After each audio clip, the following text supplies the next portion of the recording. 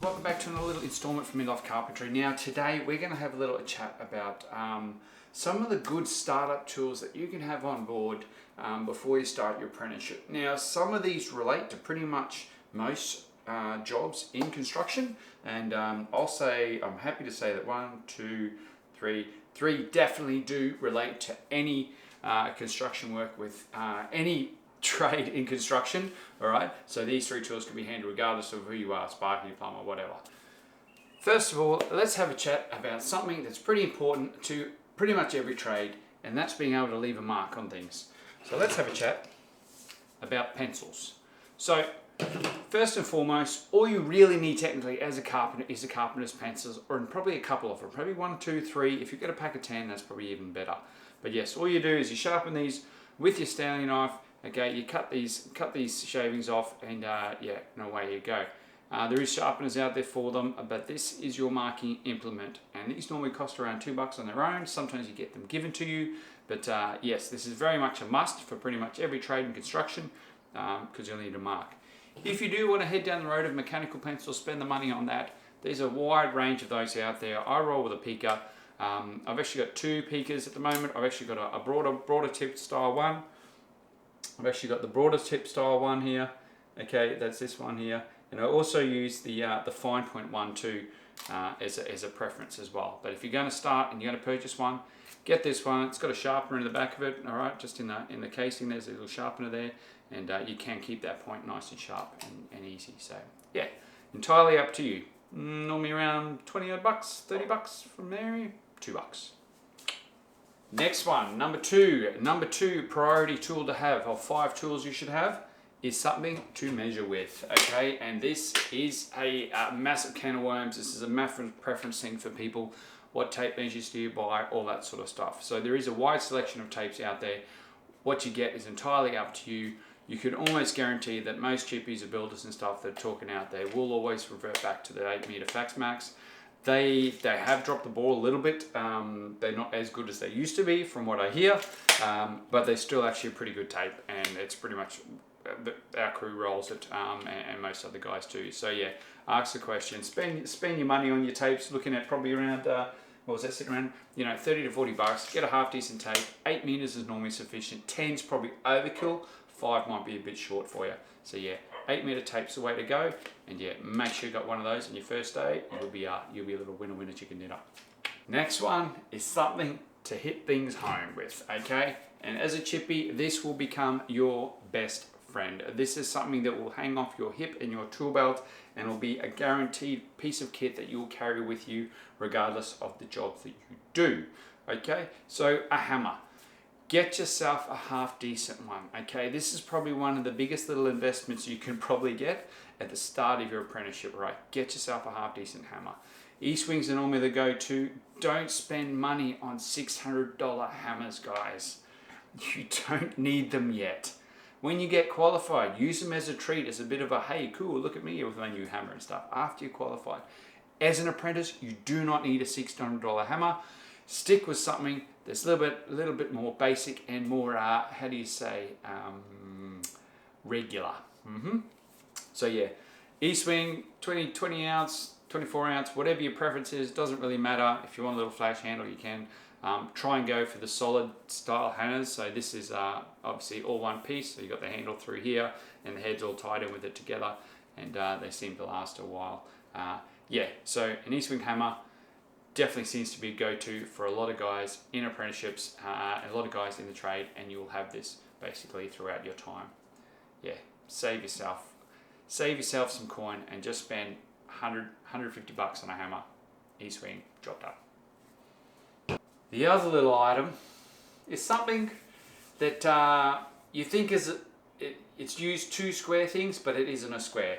So that is your rafter square. Alright, or triangle square, speed square, whatever you want to call it. This is the item to have if you're starting off as an apprentice. It's probably not overly necessary for a first day item, but I think it is very much an incentive that it very much impresses people if you have a square on you all ready to go. Alright, because if you're marking or doing something, you've actually got this ready for you. If you're nailing things off, you've got this ready for you. Okay, so get yourself a square. You can get them in plastic, you can You can get them in silver, get them in alley, and normally you're looking around that sort of $20 to $30 mark as well for those. So they're not overly expensive, but yeah, get yourself a square, handy little tool to have. Now, the fifth item, and there's 3 items. Like I said, there's 5 items that I've said, but there's 3 that relate to all parts of construction. I don't know what you can guess which ones that relate to that, but this is the other 5th item. The 5th item that I want to bring up today is something to help you cut things, all right?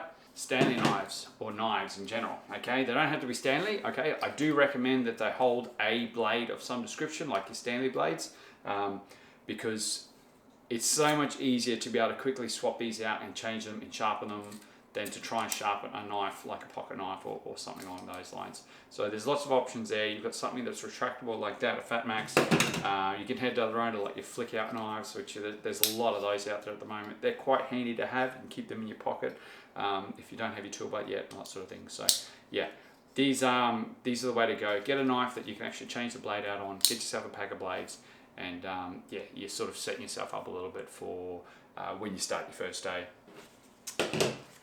Personal preference, I am rolling a Sterling non-retractable blade at the moment. Now these are a great knife, don't get me wrong, but if you haven't got your wits about you, you haven't got a holster, you will cut yourself. There is no doubt about it, so be very mindful of that. If you are going to head down this road, that be confident and comfortable in using a knife. Personally, if you are green and you're still learning things and you're getting the hang of things, I'd recommend getting something like that, or like your flick out knife and stuff, so something's retractable. That's the 5 items, guys. I don't want to really go into that too much more detail, but they're the 5 items that I recommend that any young person starting up a carpentry apprentice, or even an old person starting a carpentry apprentice, should have at least available to them on their first day in case it is required. Most other stuff will be supplied to you guys. Don't stress it out. Don't stress about having everything under the sun to start with. Get some basic tools about you. Learn what you do in your job, and let the guys around you help you out with what direction you should head for the next tools and stuff like that you should buy. Okay, it's all dependent on what jobs you do. Alright guys, well that just about does it for me for this little installment. I don't want to dribble on much more. I have done more than that, that's for sure. Hopefully it has supplied some assistance to you guys. Now there is a huge range of different tools you can have on your tool belt, hand tools you can have in your toolbox or on your ute or in your van or whatever you're doing. There's a huge range of battery tools as well. That all comes into play as well. But it's all relevant to the work that you do. So keep in mind that you may be very interested in purchasing a tool, but if that tool doesn't relate to the work that you do and you're not going to use it on it, then maybe it's probably not feasible to get it. You know, something like a water pump for a chippy probably doesn't really make sense. Okay, so have a little think about those sort of things before you purchase items, and especially your kits and stuff. Work out, okay, is that kit going to be handy for me to buy, and is it worthwhile? So yeah, the only other big thing I haven't spoken about is tool belts. So guys, realistically, there's a lot out there. There's quite a few tool belts out there, so it's entirely up to you and your budget and what direction you want to head for tool belts. Okay, you can buy the cheapest one to start with, get the hang of it, see what you think, you know, that sort of thing. Cool. All right, I'm happy with this. Or you want to spend maybe $300 to $400 on one and get something with suspenders and straps, and you're happy with it, and away you go. Best thing. Entirely up to you. Have a look at a couple of review videos that are out there. Lots of guys out there have tool belt reviews, so it's handy to see what you have, and yeah, you can make firm decisions on that. I roll a buckaroo. I've got 2 pouches. I've got other pockets, bits and pieces, all sorts of stuff. So yeah, it's entirely up to you guys. Tool belts are very much a preference. Some guys just want a single belt and a buckle. Some guys want straps. All right. Hopefully that helps you all out. I gotta go sort out a little kid who's screaming, and yeah, we'll have a yarn again next time. Build on legends. Take care. Chat again soon. See you. Bye.